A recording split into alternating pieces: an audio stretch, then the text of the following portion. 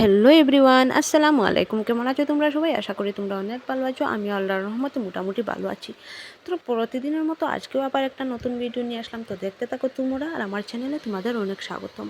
আর তোমরা যারা আমার চ্যানেলটাকে সাবস্ক্রাইব করে দিয়েছো তাদেরকে অসংখ্য ধন্যবাদ। আর যারা এখনও করোনি তো প্লিজ তোমরা আমার চ্যানেলটাকে সাবস্ক্রাইব করে দিও। তো এখানে আমি একটু আমার বাচ্চাটাকে, ছোটো মেয়েটাকে ওটস বানিয়ে দিয়েছি। আর এখানে আমি রান্নাবান্না শুরু করে দিয়েছি। আর সকালের যে কাজটা করেছি, মানে ব্রেকফাস্টটা, সেটা তোমাদের সাথে শেয়ার করতে পারিনি। কারণ জানো তো, মেয়েদের খুব বেশি অভাব থাকে সময়ের, সেটা বুঝি। আর আমরা সবাই মেয়েরাই বুঝি। মানে সকালের উঠে রান্না করা, বাচ্চাটাকে স্কুলে পাঠিয়ে দেওয়ার পর থেকেই মানে কাজে ব্যস্ত হয়ে যাই। আর সন্ধ্যা অবধি সময়টা কোথা থেকে কোথা চলে যায় সেটা বুঝতেই পারি না। তো যাই হোক, আর কাল রাতে কী হয়েছে জানো তো? কাল রাতে আমার গলা টিপে ধরেছিল কে একজন, এসে জানো তো আমাকে মেরে ফেলার চেষ্টা করেছে। তো আমি অনেক চিৎকার করেছি যে আমাকে ছেড়ে দাও, আমাকে ছেড়ে দাও। তারপর ঈশার পাপা উঠে আমাকে তেল পোড়া দিয়েছে, তারপর আমাকে জাগিয়ে দিয়েছে ঘুম থেকে।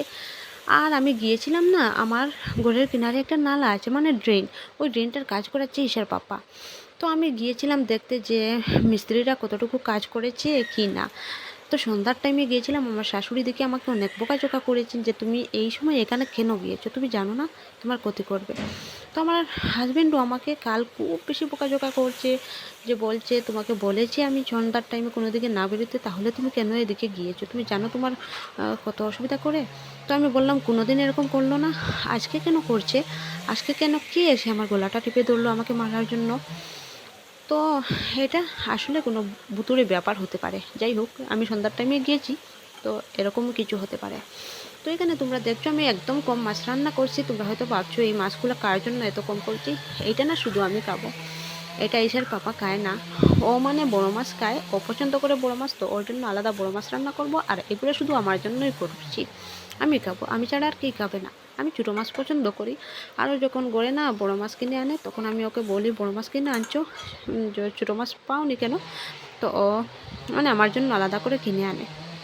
তো যাই হোক, আর জানো তো তোমরা, আজ কদিন ধরে আমি মানে আমার শরীরটা নিয়ে খুব বেশি একটা বিরক্ত হয়ে গিয়েছি। জানো যে একদিন হলে আমার জ্বরটা দেখা দেয়, আবার একদিন হলে কাশিটা দেখা দেয়, আবার একদিন হলে মানে প্রতিদিন লেগেই আছে মাথার ব্যথাটা।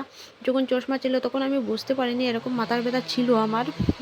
আর যখন চশমাটা ভেঙে গেছে সেই শুরু হয়েছে প্রচণ্ড মাথার ব্যথা, সহ্য করতে পারি না।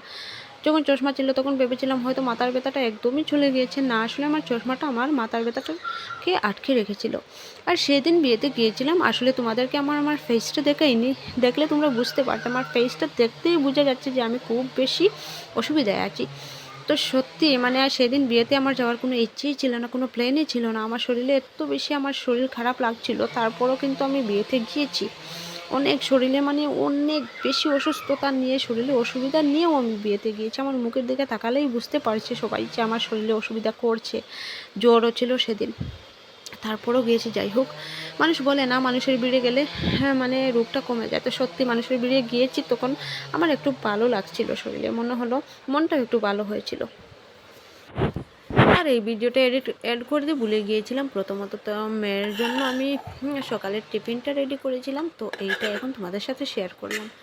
তো কিছু একটা খাবে না আমি জানি, এই দুটা রুটির মধ্যেও কিন্তু একটা থেকে যাবে। দিয়েছি দুটো, কিন্তু একটা থেকে যাবে। তো এখানে আমি একটু আলু ভাজা দিয়েছি, কারণ ও আলু ভাজা দিয়ে রুটি পছন্দ করে, আর মটর ঘুগনি হলেও ও পছন্দ করে।